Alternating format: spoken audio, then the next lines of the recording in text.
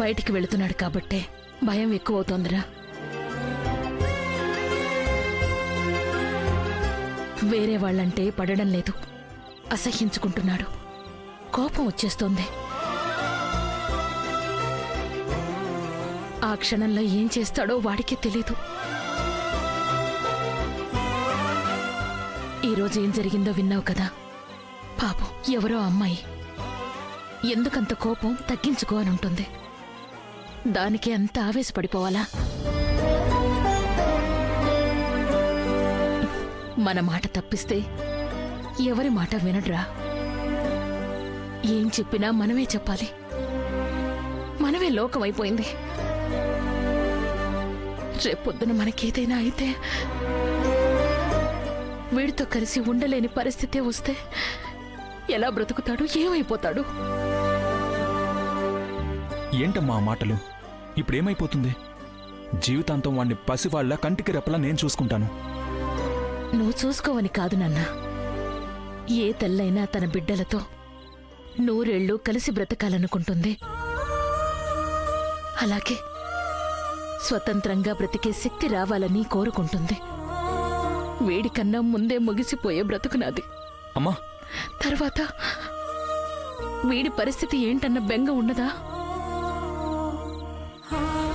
చూడు ఎంత చక్కగా ఉన్నాడో. చందమామకైనా మచ్చుంటుంది కానీ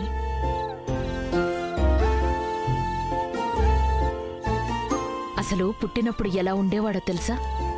ఎంత ముద్దొస్తుండేవాడో.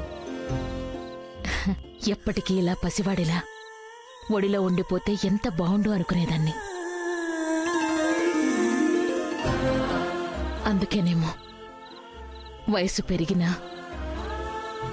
బుద్ధి మాత్రం పసివాడిలాగా అలాగే ఉంచేశాడా దేవుడు. అమ్మా, ఏం కాదమ్మా. తమ్ముడు తొందరలోనే మంచిగా అవుతాడు. నాకన్నా తెలివైన వాడవుతాడు. చూడు, ఆ ఆశతోనే బ్రతికేస్తున్నాన్రా. అవును, నీకు తెలిసిన ఎవరో సైకియాట్రిస్ట్ ఫారెన్ నుంచి వస్తుంది అన్నావు కదా. అక్కడికి తీసుకువెళ్ళి చూపిస్తే? ఆల్రెడీ మాట్లాడాను. అపాయింట్మెంట్ కూడా తీసుకున్నానమ్మా.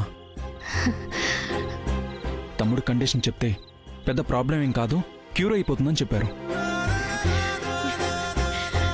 నిజంగానా? నిజమమ్మా.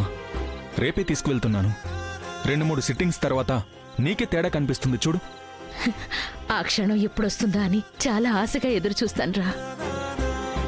కానీ డాక్టర్ దగ్గరికి తీసుకువెళ్తానని వాడితో చెప్పుకో, మళ్ళీ గొడవ చేస్తాడు. తెలుసమ్మా, డాక్టర్ కూడా అదే చెప్పారు. ట్రీట్మెంట్ అంతా చాలా క్యాజువల్గా, ఫ్రెండ్లీగా ఉంటుందంట. నేను చూసుకుంటానమ్మా. నువ్వు ప్రశాంతంగా వెళ్ళి పడుకో.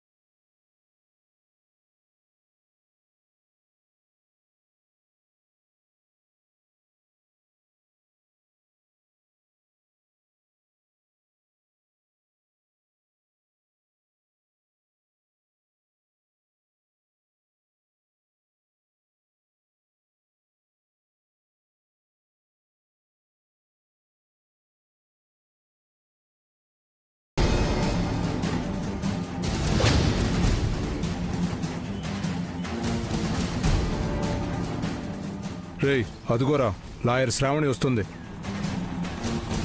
ఇది లాయర్ శ్రావణినా? గెటప్ హెయిర్ స్టైల్ మొత్తం మారిపోయింది.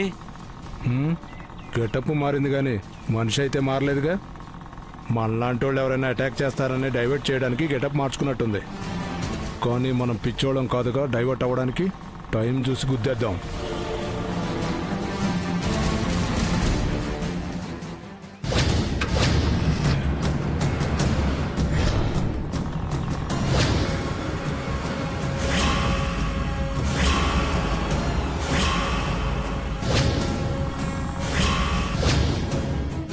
తొక్కిస్తున్నా అన్నా. రేయ్, ఇక్కడ కాదు, సీసీ కెమెరాలు జనాలు లేని చోటు తొక్కించేయి.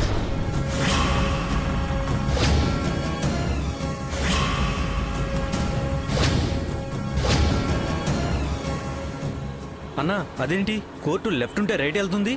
ఇది నిజంగా లాయరా? లాయరేరా. ఇది మిస్ అయి కోర్టుకొచ్చిందో అన్న మనల్ని చంపేస్తాడు. రైట్కి తిప్పరా.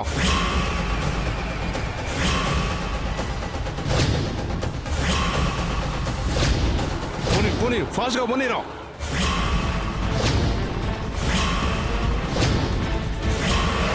రేయ్, ఎక్కించరా.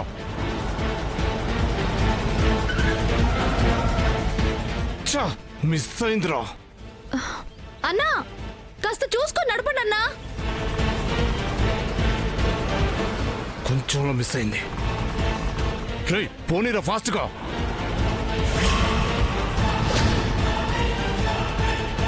తొగ్గించేరా. ఇదేంటి, ఈ వ్యాన్ నా వెనకాలే వస్తుంది? పోనీరా ఫాస్ట్. తొక్కిరా.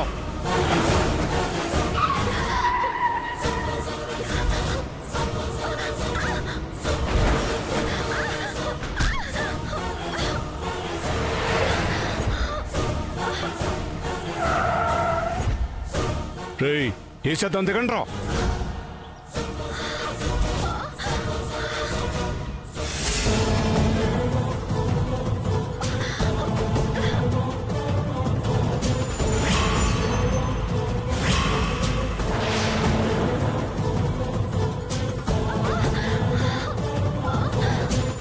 రేయ్, ఇప్పుడు వెళ్తే మనం దొరికిపోతాం. చావకపోయినా కాళ్ళు ఇరిగినట్టున్నాయిరా. ఈ రోజైతే కోర్టుకు రాదుగా, అది చాలు. ఏదైనా తేడా జరిగితే తర్వాత చూద్దాం. పదండి.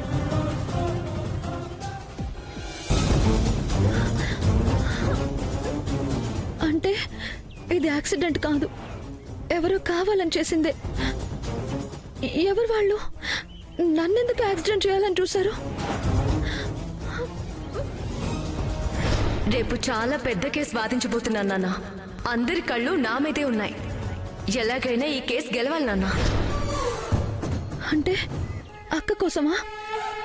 అక్క వాదిస్తున్న కేసుకి సంబంధించిన వాళ్ళు ఎవరైనా చేయించారా? నేను అక్కలా ఉండటం వల్లే నేనే అక్క అనుకొని యాక్సిడెంట్ చేశారా? ఎంత పెద్ద ప్రమాదం తప్పింది. ధరణి,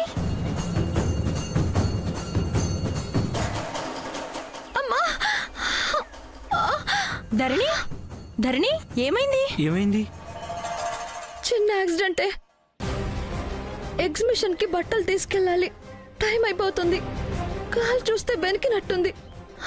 ఏం చేయాలి? నువ్వేం టెన్షన్ పడకే. ఎగ్జిబిషన్ కి నేను బట్టలు తీసుకెళ్తాను గానీ మా ఫ్రెండ్ కొంచెం హాస్పిటల్ తీసుకెళ్ళండి. లేదర్ని అలాగే అమ్మా. మెల్లగా అమ్మా, జాగ్రత్త. లేమ్మా, మెల్లగా.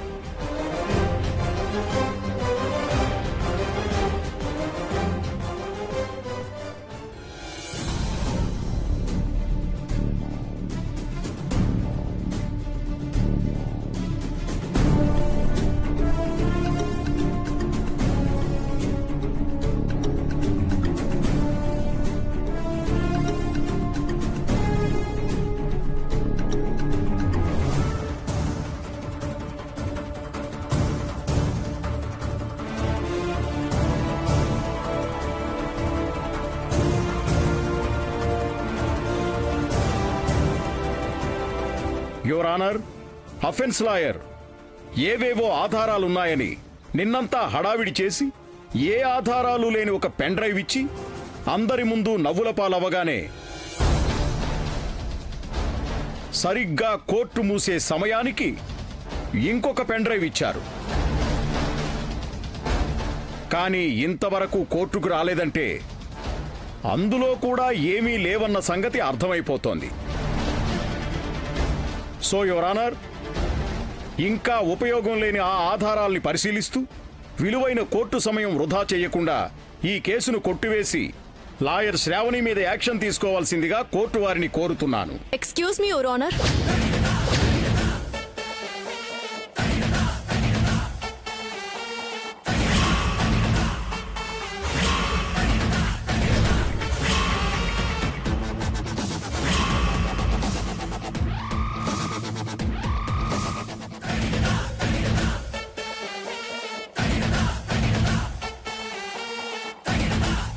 క్షమించాలి యువర్ ఆనర్, ట్రాఫిక్ వల్ల రావడం ఆలస్యమైంది.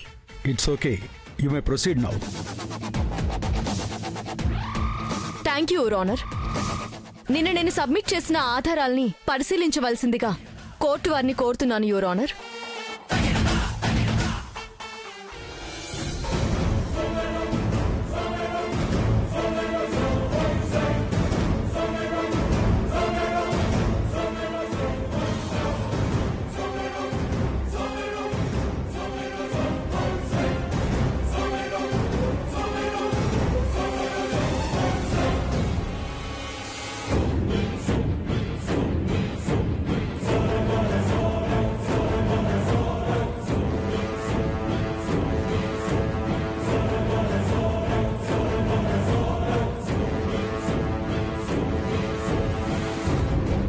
చిన్నపిల్లలతో ఎందుకన్నా, మన దగ్గర మస్తు పొరగాళ్ళున్నారు, వాళ్ళతో అమ్మిద్దాం.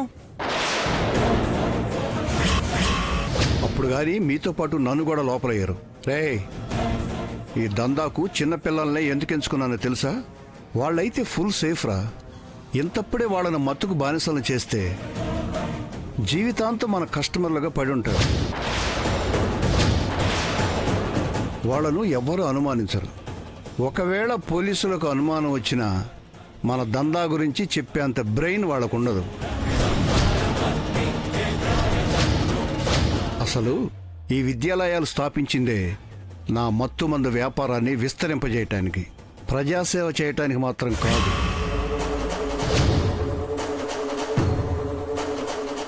కాబట్టి ఈ దందా ఇలాగే కొనసాగని. ఎక్కువగా ఆలోచించి చెడగొట్టొద్దు.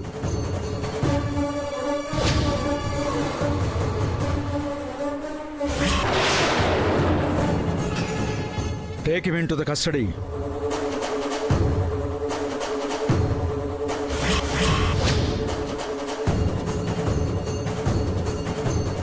That's all your honour. Minister గారే కావాలని చేస్తున్నారు అనడానికి ఇంతకు మించి వేరే ఆధారాలేవి అవసరం లేదు అనుకుంటున్నాను. Objection your honour. అసలు అది నా క్లయింట్ గొంతో కాదోనని అనుమానంగా ఉంది. టెక్నాలజీ బాగా డెవలప్ అయింది. గ్రాఫిక్స్లు, వాయిస్ క్లోనింగ్లు ఇలాంటి వాటిని ఆధారంగా చేసుకొని నా క్లయింట్ని నేరస్తునిగా నిర్ధారించడానికి వీల్లేదు. అవును, నాకేం తెలియదు. నేనేదో నా పార్టీ మీటింగుల గురించి మాట్లాడుతుంటే ఇదంతా ఎలా వచ్చిందో తెలియదు. నో యువర్ ఆనర్, అది నిజం కాకపోతే ఆ వీడియో చూసిన వెంటనే మినిస్టర్ గారి అనుచరులు పారిపోవడానికి ఎందుకు ప్రయత్నిస్తారు? దోషులకి సరైన శిక్ష వేయవలసిందిగా కోరుకుంటున్నాను your honour.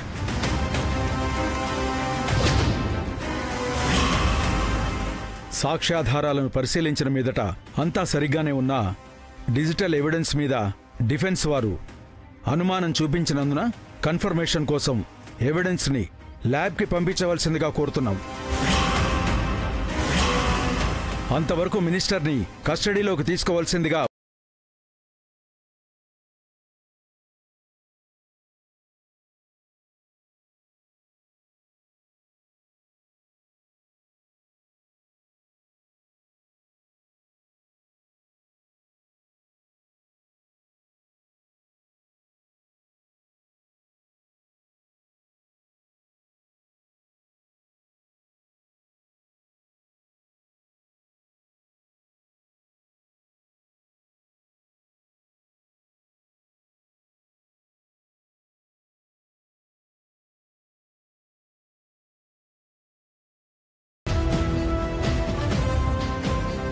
Congratulations Shravani. Thank you very much.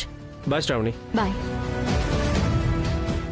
ఏయ్ బుడ్డలాయరు, యాక్సిడెంట్ చేసినా బ్రతికి బయటపడి కేసు గెలిచానని సంబరపడకు. యాక్సిడెంటా? యాక్సిడెంటే, కానీ అది యాక్సిడెంట్ కాదు. నిన్ను ఏకంగా పైకి పంపించాలనుకున్నా. అదృష్టం బాగుండి బయటపడిపోయావు. కానీ నిన్ను వదలను. ఇలాంటి కేసుల్లోంచి బయటికి రావటం నాకు కాఫీ తాగినంత ఈజీ.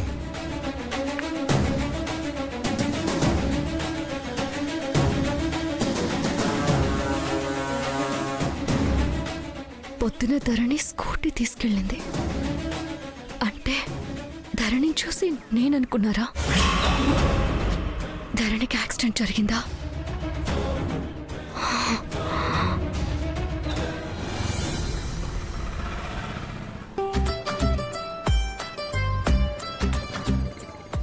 ఎక్కడికి వెళ్తున్నావు అన్నయ్య? నా ఫ్రెండ్ అమెరికా నుంచి వచ్చిందని చెప్పాను కదా, కలవడానికి వెళ్తున్నాం. నీ ఫ్రెండ్ దగ్గరికి నేనెందుకు అన్నయ్య? నాకు ఫ్రెండ్ అంటే నీకు ఫ్రెండే కదరా. అవునన్నయ్య, నీకు ఫ్రెండ్ అయితే నాకు ఫ్రెండే. అంటే ఈరోజు నాకు కొత్త ఫ్రెండ్ పరిచయం కాబోతుందన్నమాట. అవును.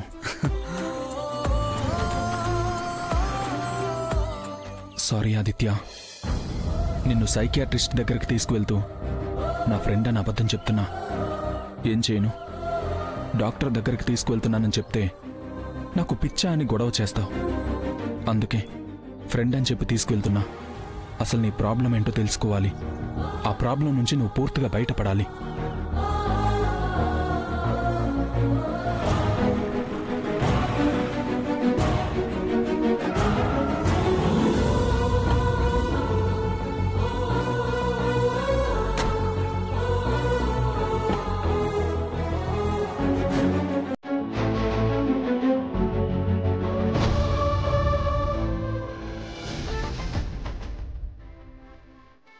ఆదిత్య పద.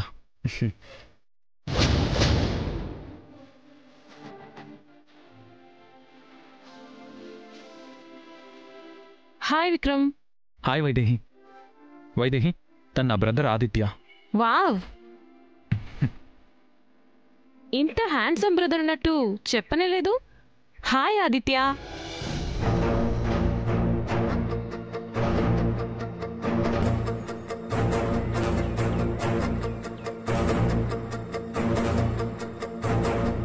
ఆదిత్య, వైదేహి మన ఫ్రెండ్. హాయ్ వైదేహి. అన్నయ్య, నీ ఫ్రెండ్స్ అందరూ నాకు తెలుసు కదా, తన్నెప్పుడు చూడలేదే. తను వేరే సెక్షన్ రా. అప్పుడప్పుడు లైబ్రరీలో కలిసేవాళ్ళం. అలా మంచి ఫ్రెండ్స్ అయ్యాం. ఓ అవును, మీరేం చేస్తుంటారు? డాక్టర్ కాదు కదా? డాక్టర్ అయితే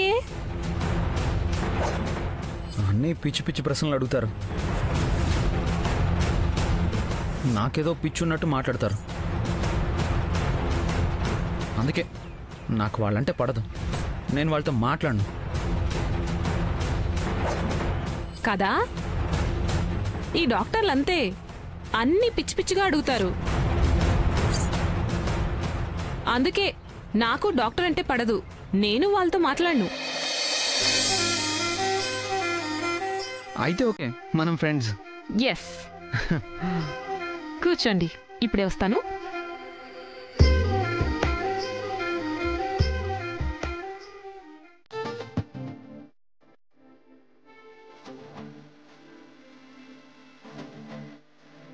తీసుకోండి. Thank you. మనం కలిసి చాలా రోజులైంది విక్రమ్. మన ఫ్రెండ్స్ అందరూ ఎలా ఉన్నారు? అందరూ బాగానే ఉన్నారు. అప్పుడప్పుడు కలుస్తూ ఉంటాం కూడా.